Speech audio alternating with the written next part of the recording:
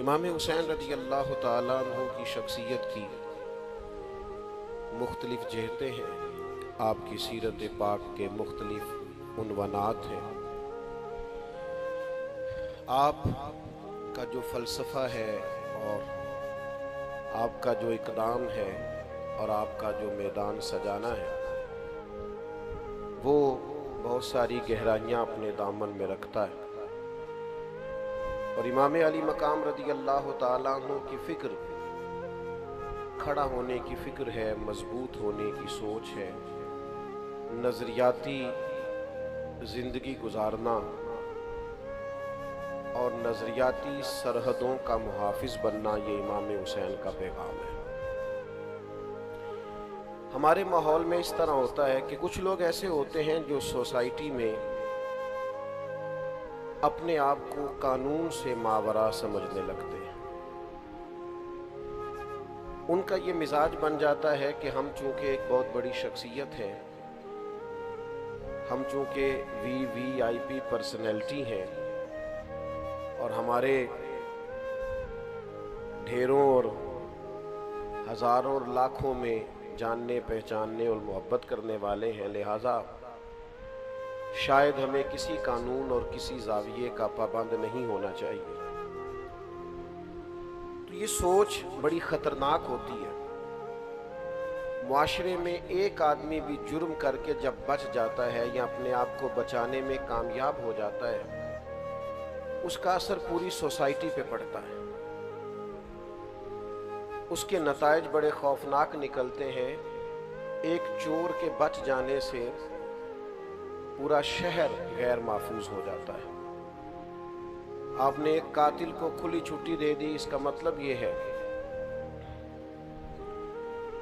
کہ آپ نے بہت سارے انسانی اور قیمتی جانوں کو داؤ پہ لگا دیا ہے۔ اب تو اس کا دل کھل جائے گا، وہ جس کو چاہے گا جہاں چاہے گا۔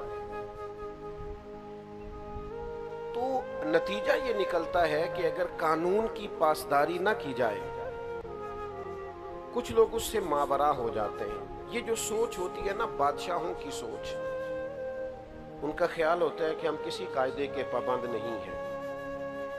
اسلام میں جو خلافت پر زور دیا ہے تو خلیفہ جو ہوتا ہے وہ تو نائب ہوتا ہے، صرف اللہ اور اس کے رسول کے احکامات طے شدہ ہیں، اس نے بس نافذ کرنا ہوتا ہے۔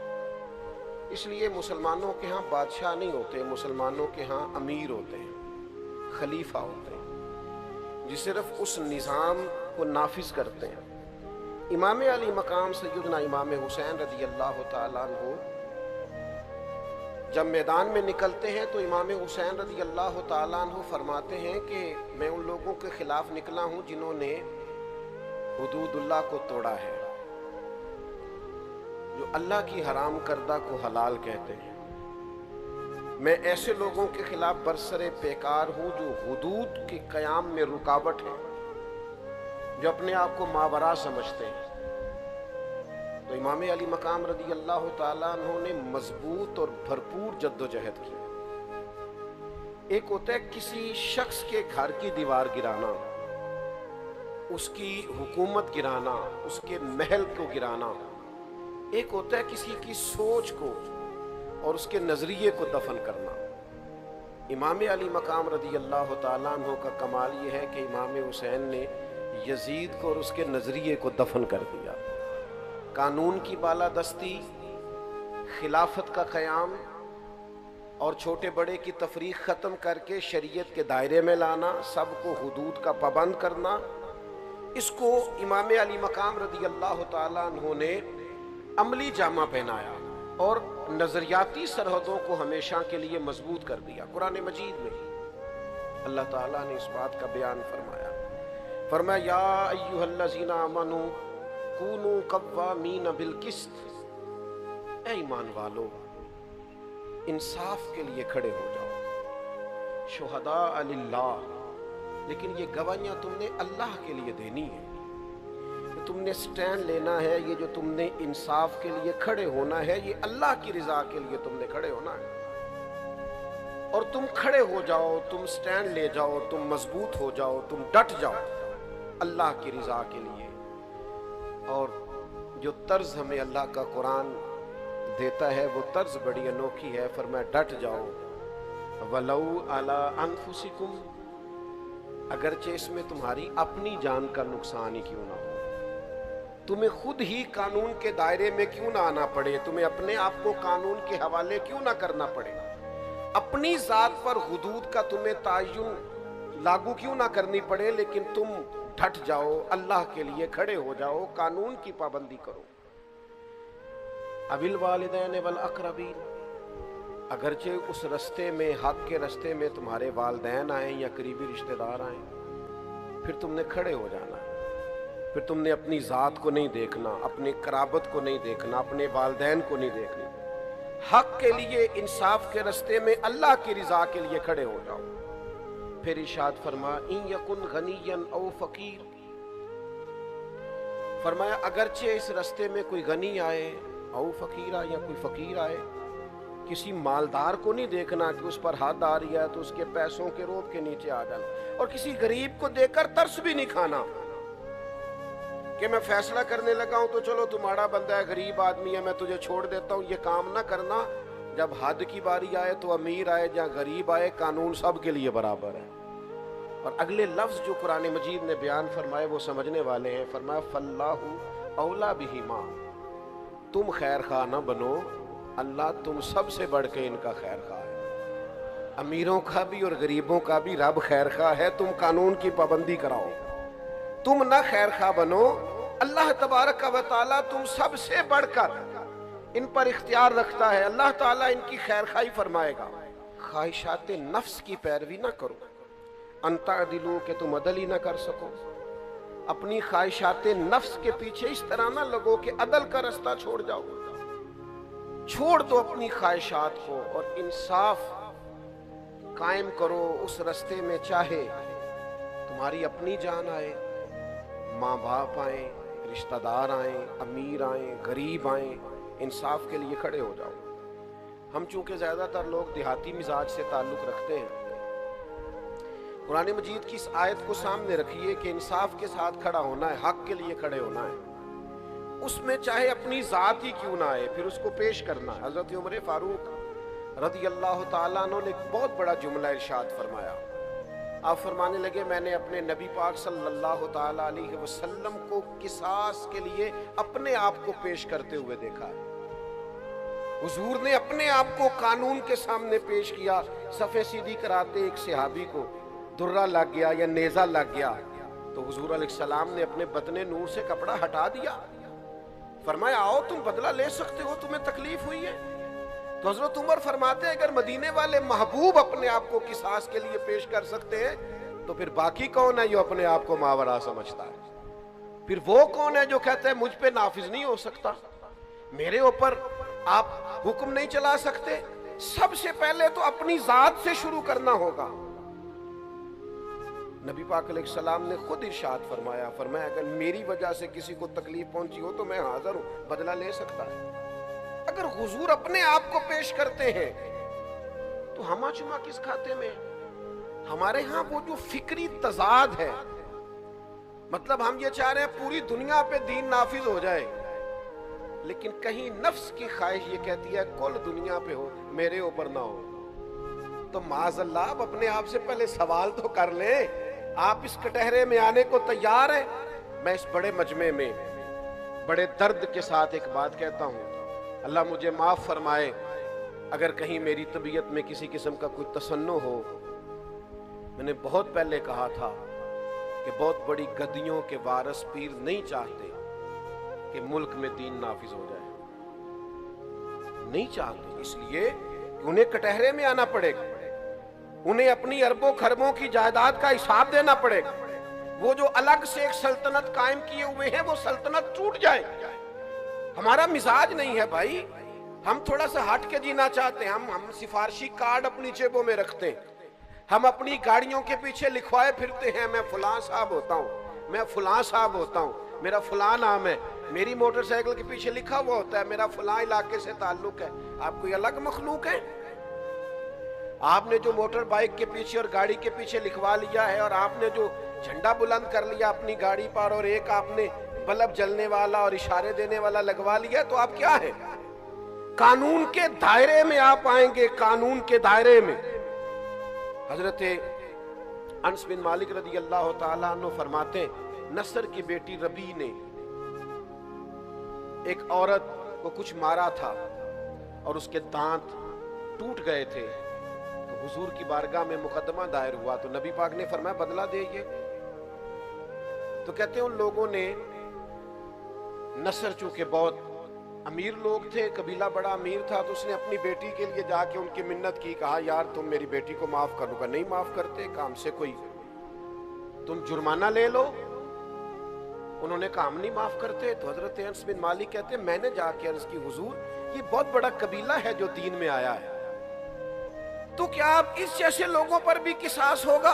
फरमाते हैं कि अल्लाह के महबूब अलैहिस्सलाम ने मेरी तरफ देखा और हुजूर के जुमलों में वो तासीर थी और लफ्जों में वो हकीकत बयानी थी कि फरमाते हैं कि मेरा दिल अजीब सफर करने लगा। हुजूर फरमाने लगे, अंस तुमसे पहली कौमें इसलिए तबाह हुई थी कि गरीब जुर्म करता था तो सजा मिलती थी और अमीर जुर्म करते थे तो रिहा कर दिए जाते थे। हुजूर फरमाने लगे ये हद लगेगी, ये बदला देना पड़ेगा। क्यों देना पड़ेगा? अल्लाह के रसूल फरमाने लगे ये अल्लाह की किताब का फैसला है, ये किताबुल्लाह का फैसला है कि हुदूद को कायम किया जाए, अल्लाह के बनाए हुए कानून को नाफिज किया जाए। जब तक मैं अपनी जात पर, अपने बच्चों पर, अपने घर पर, अपने कबीले पर, अपने दोस्तों पर अल्लाह के कानून नाफिज करने में कामयाब नहीं होता, जब तक हुदूदुल्लाह का कयाम मैं अपनी जात से लेकर अपने हल्का अहबाब तक लगाने में कामयाब नहीं होता, उतनी देर तक मैं ये कैसे दावा कर सकता हूं कि धरती पर, कायनात पर अल्लाह का निजाम नाफिज करने की मैं जद्दोजहद करूंगा? हमारा मिजाज इस तरह का बन गया है, हम कानून का निफाज नहीं करते, कानून का निफाज नहीं चाहते, हम उस कानून के लिए जद्दोजहद नहीं करते। मैं आपकी खिदमत में अर्ज करूं, हर रोज एक नया वाकया होता है, हर रोज अखबार की सुर्खियां बनती हैं, हर रोज सोशल मीडिया चलाने वालों को एक नया उन्वान मिलता है, हर रोज कॉलम लिखने वालों को एक नया उन्वान मिलता है। मैं उस वतन में रहता हूं जहां के गरीब सिर्फ इसलिए हैं कि उन पर कॉलम लिखे जाएं, उन पर व्लॉग किए जाएं, उन पर वीडियोस बनाई जाएं, लेकिन मुझे सच बताना, जिम्मेदारी से बताना, इससे पहले किसी ने यह जुमला नहीं कहा, उसके बाद भी यह जुमला नहीं कहा, किसी ने जिम्मेदारी नहीं बताई, किसी ने नहीं कहा ये तुम्हारी जिम्मेदारी। ये जिम्मेदारी हजरत उमर फारूक ने खुद अपने लिए वदा की, और इस जिम्मेदारी की नजाकत को देखिए।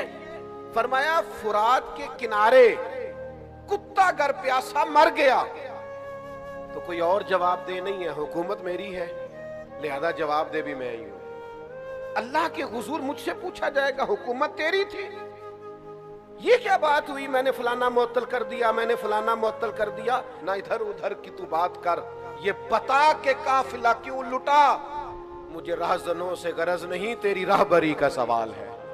खुदारा कुछ ख्याल करें, चीजों को समझें। जब तक हम सब कानून की पाबंदी के कायल नहीं हैं। मैं एक दफा जा रहा था तो मेरे ड्राइवर ने ओवर स्पीड, उसने गाड़ी वो चला रहा था, रोक लिया हमें। मैंने कहा जी आपकी स्पीड ज्यादा है, मैंने कहा बिल्कुल ज्यादा है। मुझे देखा, ओहो पीर साहब में आप जाइए। मैंने कहा जनाब ऐसा ना करें, थोड़ा सा ना पीर साहब के ड्राइवर को भी सबक दे दें, जरा आइंदा एहतियात से चले। आप वो जो सब के लिए चालान बनाते हैं वो बनाइए, आप ये एक नुक्ता जरा लगाइए ताकि हमें एहसास हो। आप हमें मावरा ना कीजिए, आप हमें इस चक्की से गुजारिए, हमें एहसास दिलाइए। मैं एयरपोर्ट में उतरा किसी जगह से, किसी मुल्क से मैं लौट रहा था, तो मुझे देख के उस साहब ने कहा आप जरा आगे आ जाइए इमिग्रेशन के लिए। तो मैंने कहा फिर क्या होगा, इनमें से पता नहीं कौन ऐसा है जो अल्लाह की बारगाह का मकबूल और महबूब है, मैं कैसे उससे पुश्त कर डालूं। आप उन सब के लिए जैसे काम करेंगे, फकीर भी उसी लाइन में आ जाएगा। हाँ पता ते सारा है सरदार नू कीतियां दा, एदा पर्दा च पाया ही तेरा भला हो सी। अपनी जिंदगी में कुछ अपने ऊपर भी नाफिज करें भाई, और फिर थोड़ा सा अपनों का एहतसाब भी करें, थोड़ा इर्द गिर्द भी देखें माहौल क्या है। लेकिन मैं कैसे अर्ज करूं, ढेर सारे लोग ऐसे हैं जो अपने एसी वाले रूम से उठकर बाहर आके नहीं देखते, वो गौर ही नहीं करते कि मेरा अमला क्या कर रहा, वो तवज्जो ही नहीं करते कि मेरी जिम्मेदारी क्या है, मुझे किस किस जगह पे गौर करना है, देखना है। हम बहुत सारे ऐसे लोग हैं जो गैर जिम्मेदार हैं। कितने लोग हैं जिन्होंने कहा था कि मुझे कजन पर भरोसा है, मुझे ड्राइवर पर भरोसा है, मुझे पड़ोसी पर। तो भाई जिस पर भरोसा होगा नुकसान भी तो वही करेगा ना, जिस पर भरोसा ही नहीं उसने तो आपकी दीवार पलांगनी नहीं। ये आपका भरोसा, यानी वो जो ये कजन है, हमें इन पर एतबार है। तो मैंने कहा आपको एतबार है, अल्लाह रसूल को नहीं, उन्होंने तो पर्दा रखा हुआ है, उन्होंने तो कजन का पर्दा रखा है, नाम महरम का पर्दा रखा है। आपको एतबार है, उनको नहीं है, उन्होंने मना किया। तो मेरे भाई जब तक आप मुहासबा नहीं करेंगे, एहतसाब नहीं करेंगे, कानून को नाफिज नहीं करेंगे, अपने इर्द गिर्द नहीं देखेंगे। कायनात में सबसे अजमतों वाली बेटी का नाम सैयदा फातिमा है। वो अली के घर की है, इज्जत अली से सुनते हैं। वो नबी के घर की है, इज्जत ये नबी से सुनते हैं। वो जिसने मुअज्जज किया घराने को, हुसैन पाल के जिसने दिया जमाने को। क्या अजमत है सैयदा पाक की। लेकिन जरा ये वाला रंग भी देखो ना, हुजूर की आदत मुबारक थी, करीम महबूब किसी सफर पे जाते तो जब तशरीफ ले जाते तो सबसे आखिर में सैयदा फातिमा के घर तशरीफ ले जाते, और वापस आते तो सबसे पहले सैयदा फातिमा के घर आते। रसूल रहमत अलैहिस्सलाम एक सफर से वापस आए, सैयदा पाक के काशाना नूर में तशरीफ लाए, और महबूब ने जैसे ही कदम रखा सामने, तो सामने एक पर्दा लगा हुआ था जिस पर कुछ नक्शो निगार बने हुए थे। रसूल रहमत वहीं से वापस तशरीफ ले गए। हजरत फातिमा परेशान हुई, मौला अली शेर खुदा से कहा मालूम तो कीजिए महबूब लौट गए और मैं मुंतजर थी ज़ियारत को।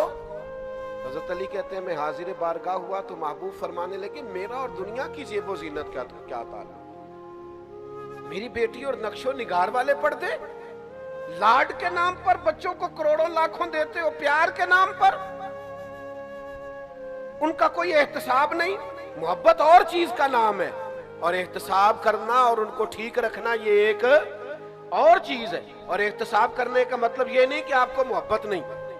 आप हर दफा बच्चे से पूछें वो सौदा लेने गया था तो बकाया क्यों नहीं लाया, आप उसका हिसाब करें तेरे पास इतने थे, और लोग फखर से बता रहे होते मैंने कभी हिसाब नहीं पूछा, तो आपने जुल्म किया है ना, क्यों नहीं पूछा। बेटे से हिसाब पूछे, उसे हिसाब की आदत हो, उसे अपनी जिंदगी में परखना आए, लोगों के साथ जब वो मामलात करेगा तो मजबूत रहेगा।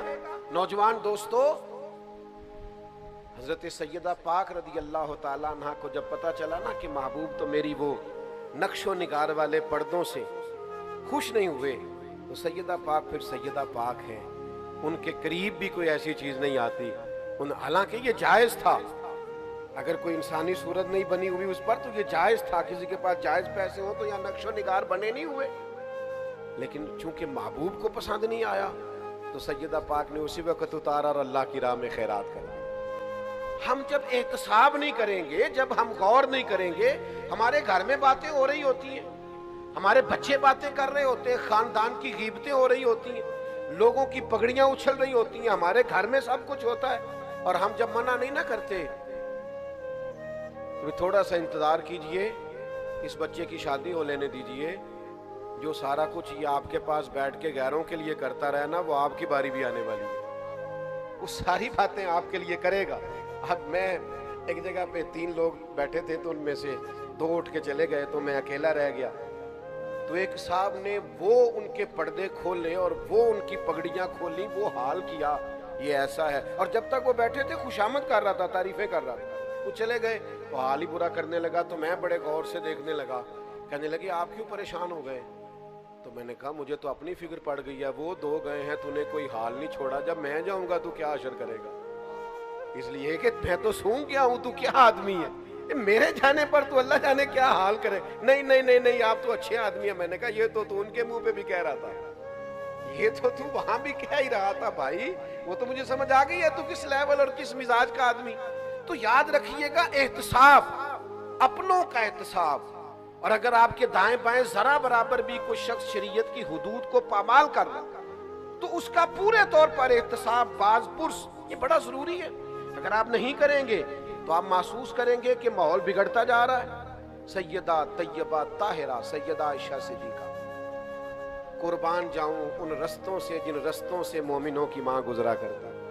یہ کیسی عظمتوں والی خاتون ہے جن کے گھر جا کے اللہ کے محبوب سکون محسوس فرمایا کر۔ حضرت سیدہ عائشہ صدیقہ فرماتی ہیں میں نے کسی خاتون کے بارے میں بات کر دی برسبیل تذکرہ، میں نے کہا قد کتنا چھوٹا ہے اس کا، تو ذرا ابو داؤد شریف پڑھ کے دیکھیے، فرماتی ہیں حضور کا میں نے چہرہ نور دیکھا تو اظہار ناراضگی، کریم فرمانے لگے عائشہ تم نے وہ بات کی ہے کہ اگر اس بات کو میں دریا میں ڈال دوں تو دریا کا ذائقہ بدل جائے گا۔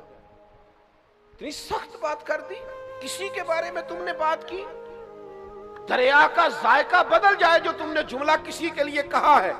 ذرا یہ ارد گرد کی لوگوں کی زبانیں روک کے دیکھو، سوسائٹی میں سکون پیدا ہو جائے گا، محبتوں کو فروغ ہوگا، نفرتوں کا کلا کما ہوگا، حدود کا اللہ تعالیٰ کے بتائے ہوئے دین کا پورے طور پر نفاذ ہوگا۔ ہمارا یہ مزاج نہیں رہا، ہم ذائقہ لیتے ہیں، خود چسکا لیتے ہیں، جب کوئی بات کر رہا ہوتا ہے غور سے سنتے ہیں، ہم اپنے ارد گرد نفاذ نہیں کرتے تو دنیا میں کیسے نفاذ ہوگا؟ ہم اپنے ماحول کے اندر ان چیزوں کو لے کے نہیں آتے تو پوری سوسائٹی میں وہ چیزیں کیسے پیدا ہوں گی؟ ہمارے ہاں نا حکومتوں کو شوق آتا ہے، جیسے کوئی سیزن نہیں ہوتا کچھ چیزوں کو چیک کرنے کا، ان کے ہاں سیزن ہوتا ہے، وہ سیزن میں آتے ہیں، کوئی دیواریں توڑ جاتے ہیں، کچھ دکانیں ہٹا جاتے ہیں، کچھ کو سیل کر جاتے ہیں، اور اگر کوئی مجھ سے ناراض نہ ہو جائے تو جو دکاندار آنے والوں سے مل ملا کے حساب پورا نہیں کرتا اس کی دکان بھی بند کر جاتے ہیں۔ لیکن باقاعدہ چیزوں کو دیکھنا، چیک کرنا، غور کرنا، احتساب کرنا، اللہ کی حدوں کو قائم رکھنا ہمارا مزاج نہیں ہوتا، ہماری وہ طبیعت نہیں ہوتی۔ اللہ کے حبیب علیہ السلام صحیح حدیث میں موجود ہے، بازار میں تشریف لے گئے حضور، اور نبی کریم نے گندم کا ڈھیر دیکھا۔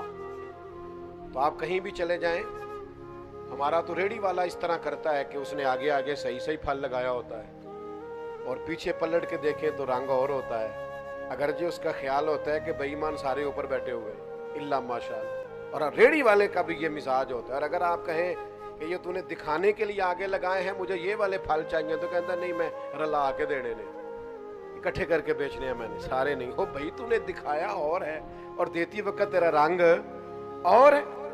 اللہ کے حبیب علیہ السلام بازار تشریف لے گئے، گندم کا ڈھیر لگا ہوا ہے، تو میرے محبوب نے، حضور نے، سید عالم نے اپنی آستین مبارک کو اوپر کیا، اور پھر گندم کے ڈھیر کے اندر حضور نے دست مبارک ڈالا، اور جب آپ کا مقدس ہاتھ آگے گیا تو نمی محسوس کی کریم نے، تو حضور فرمانے لگے یہ گندم تم نے نیچے چھپا رکھی ہے جو گیلی ہے؟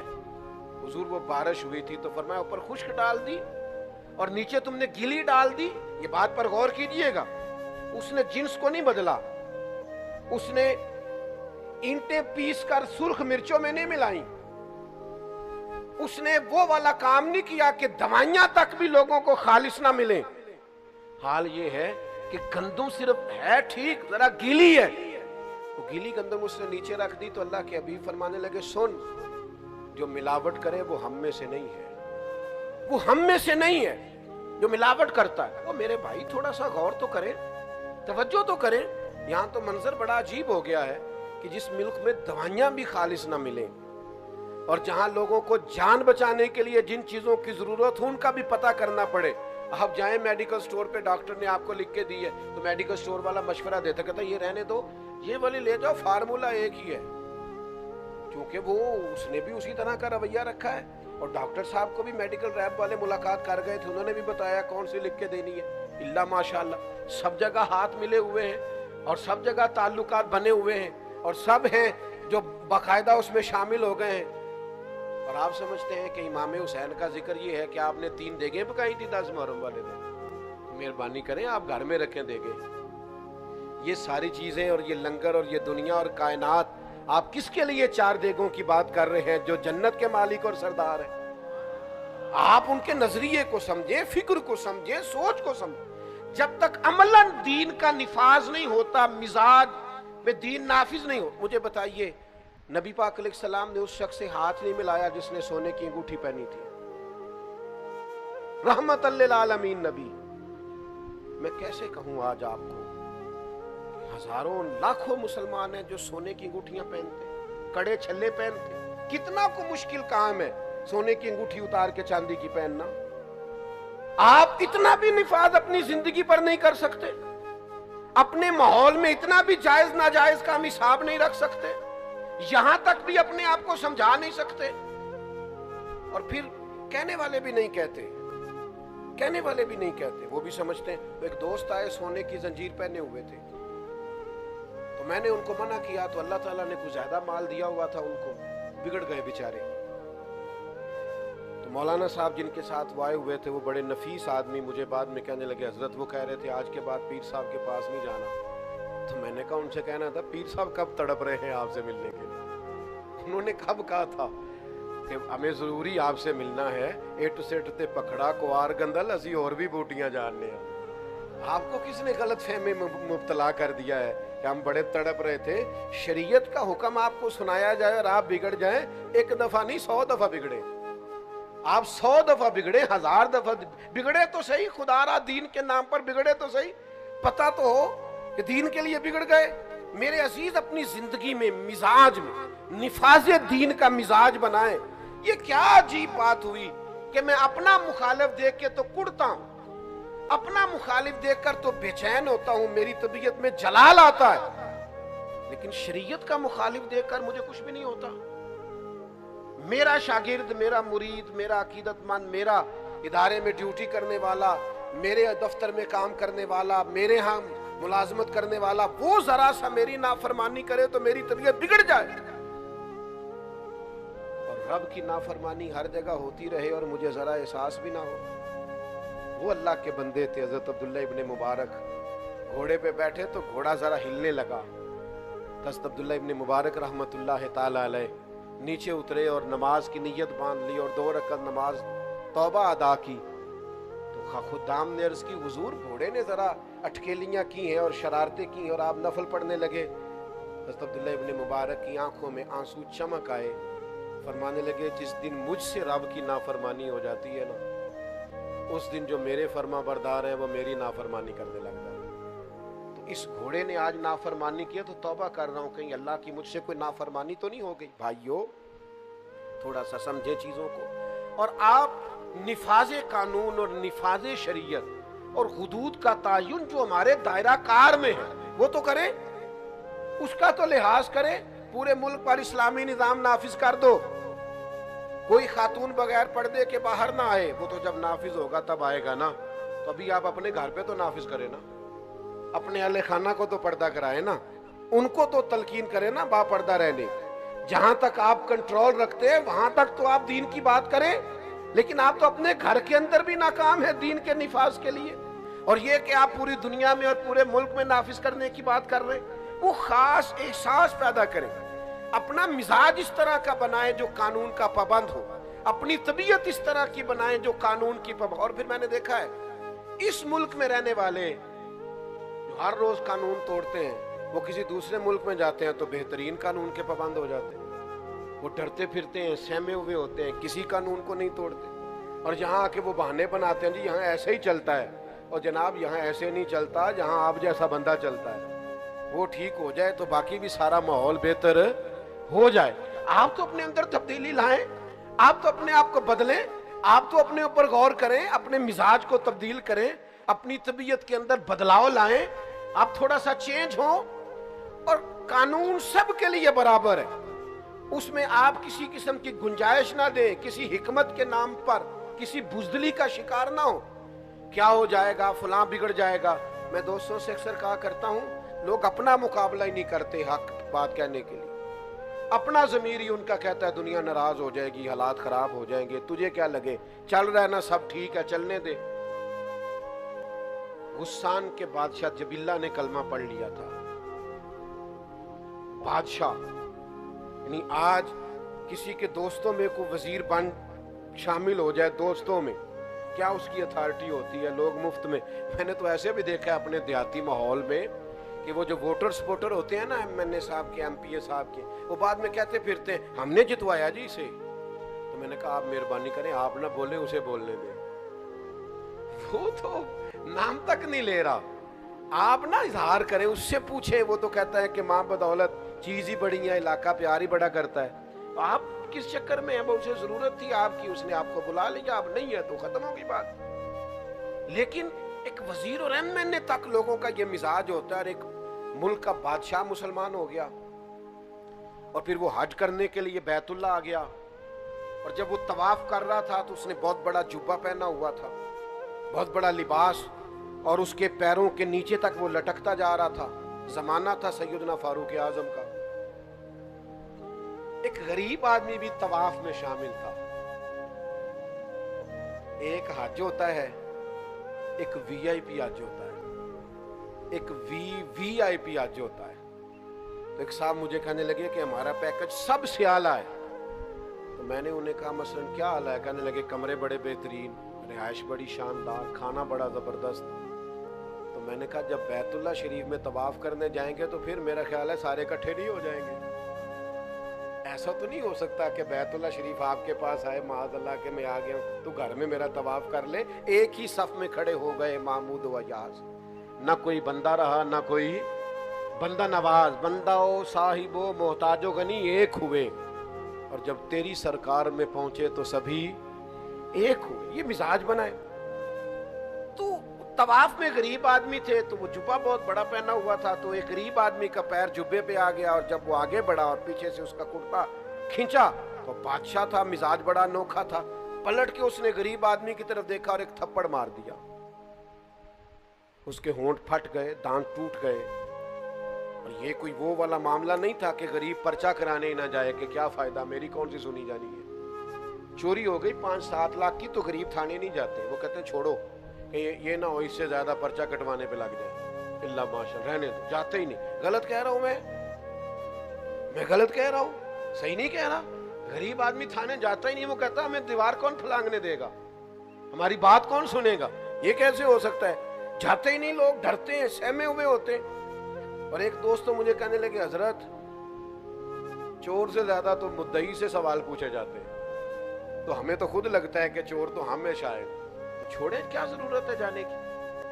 कैफियत बड़ी मुनफरद है। चले मेरे मोहब्बत वाले दोस्त बैठे हुए हैं, मैंने फैसला किया आज रियायत ना देने का। ये सस्ता और महंगा वकील क्या होता है?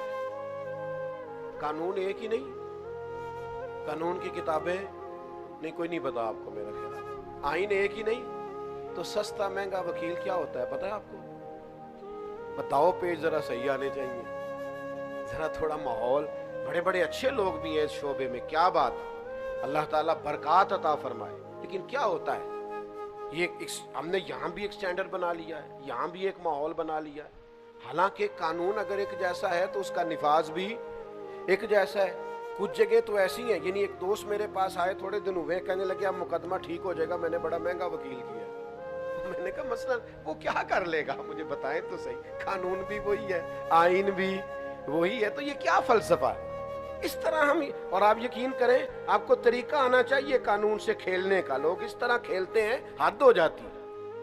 वो पता है खेलना कैसे, खुदा रहा ये हाल ना करे।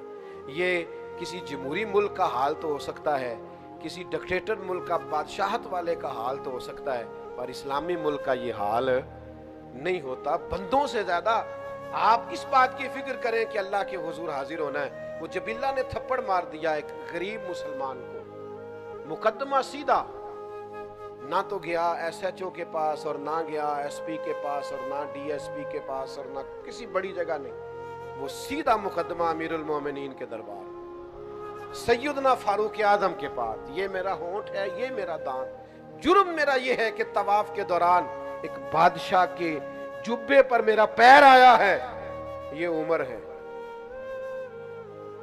ये तसलसल है खिलाफत का, ये मिजाज है जो रसूल रहमत का दिया हुआ है, ये है निफाज दीन, ये है शरीयत इस्लामिया का कयाम, ये है हुदूदुल्लाह की पासदारी।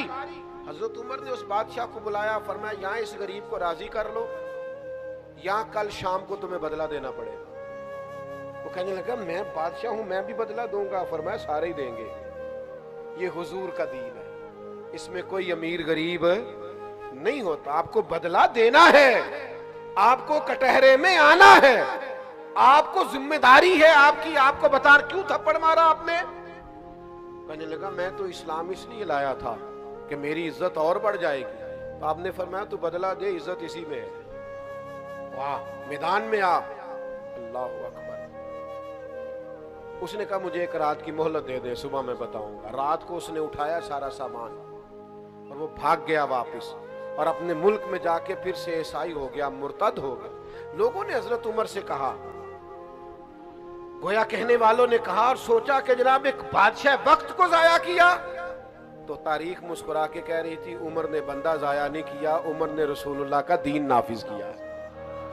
آپ دین نافذ کریں, جو ضائع ہوتا ہے سو ضائع ہو جائے. ہمیں سب سے پہلے اپنے آپ پر قانون کو, دین کو نافذ کرنا, اپنے گھر پہ دین کو نافذ کرنا.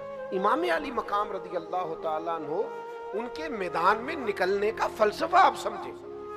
امام حسین رضی اللہ تعالیٰ عنہ کا فلسفہ یہ ہے کہ یہ جو یزیدی ہیں یہ حدود اللہ کو پامال کر رہے ہیں, یہ محرمات کو حلال کر رہے ہیں, لہذا ان کے خلاف کھڑے ہونا ہے نفاذ دین کے لیے, شریعت کی حدوں کو برقرار کرنے کے لیے. اور اس کا نتیجہ نکلا, امام علی مقام رضی اللہ تعالیٰ عنہ نے اس مقصد کو اتنا بڑا مقصد جانا کہ ساری اولاد اس راستے میں قربان کر دی, اپنی جان تک دے دی. لیکن اتنا بڑا مقصد ہے اللہ کی حدود کا قیام. میں اور آپ تھوڑا تھوڑا اپنے آپ کو بیک لے کے آئیں. جو فلاں صاحب ہوتے ہیں اور پھر لوگ آ کے نا بڑی کہانیاں سناتے ہیں. میں بینک میں گیا تھا جی, دین کی بڑی برکت ہے, لوگ بڑے کھڑے تھے, انہوں نے مجھے اندر بلا لیا. میں نے کہا آپ کو دھوکہ ہوا ہے, ہم مہربانی فرمائیں آپ کو لائن میں ہی رہنا چاہیے تھا, یہی آپ کے لیے بہتر تھا, اور اسی میں عافیت تھی, اسی میں آسانی تھی. لیکن وہ تھوڑا سا دنیا سے ہٹ کے ہونے میں نفس کی بڑی خواہش ہے, تسکین ہے, تو ذرا لوگ تھوڑا سا اس کو بڑھا چڑھا کے پیش کرتے ہیں.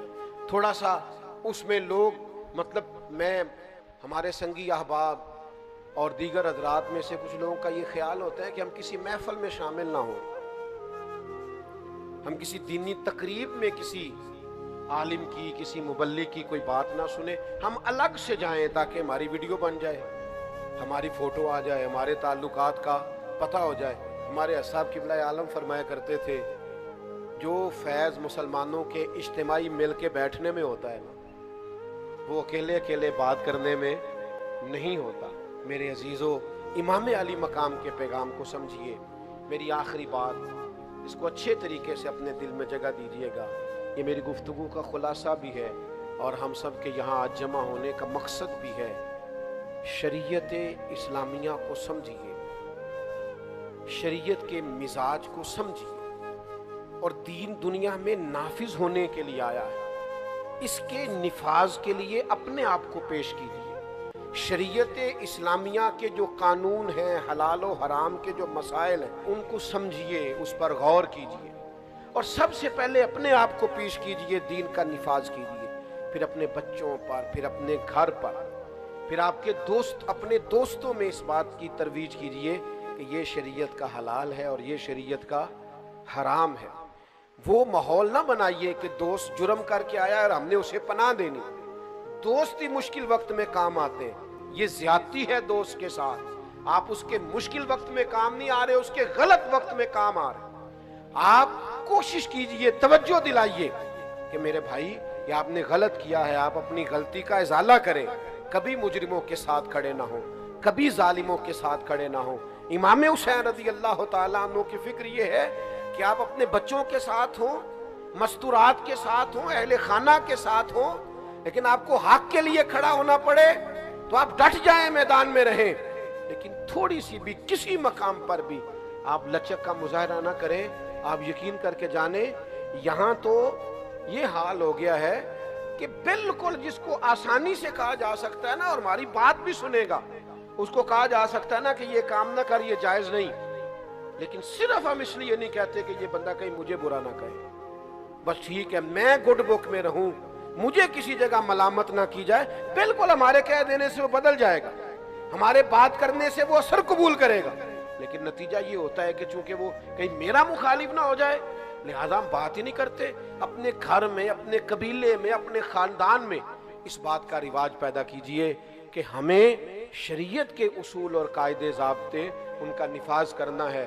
اللہ کے حبیب علیہ السلام نے دعا دی، کہا اے اللہ اس مرد پہ رحم فرما جو صبح نماز کے لیے اپنی بیوی کو جگاتا ہے، کہا اے اللہ اس عورت پر رحم فرما جو صبح نماز کے لیے اپنے شوہر کو جگاتی ہے۔ وہ میرے دوستو، اللہ کا فرض ادا کرنے کا ٹائم ہے، اور میرے گھر میں میرے اہل خانہ میرے بچے سو رہے ہیں، میری ذمہ داری تو یہ تھی کہ میں ان کی نیند نہ دیکھتا، شریعت کا قانون دیکھتا، اٹھو وقت نماز ہے، لیکن وہ یہ ذرا دیر سے آیا ہے، یہ رات کو ذرا جاگتا رہا ہے، اس کے پیپرز کے دن۔ اب کیا بات کر رہے ہیں آپ؟ اپنے گھر کے اندر بھی ایک نظام نہیں بنا سکتے؟